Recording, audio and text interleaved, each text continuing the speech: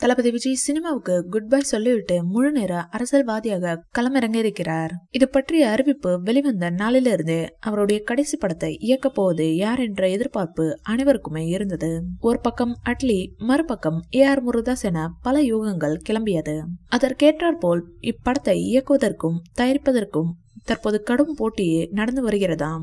அதில் கிட்டத்தட்ட 8 இயக்குனர்கள் தளபதி விஜய்க்கு கதை சொல்லி இருக்கின்றனர். அது அனைத்தையும் பொறுமையாக கேட்ட விஜய் தற்போது ஒருவருக்கு நேரடியாக நோ என்று சொல்லி இருக்கிறார். அதைத் தொடர்ந்து இப்போது இந்த போட்டியில் 4 தெலுங்கு இயக்குனர்களும் 3 தமிழ் இயக்குனர்களும் இருக்கின்றனர். இவர்களின் கதைகள் அனைத்தும் தற்போது பரிசீலிக்கப்பட்டு வருகிறது. இன்னும் 2-3 நாட்களில் இயக்குனரை தளபதி விஜய் லாக் செய்து விடுவார் என்று தகவல் கசிந்துள்ளது. அதில் வெற்றிமாறன் வெற்றி பெறுவதற்கு அதிக வாய்ப்பு இருக்கிறது.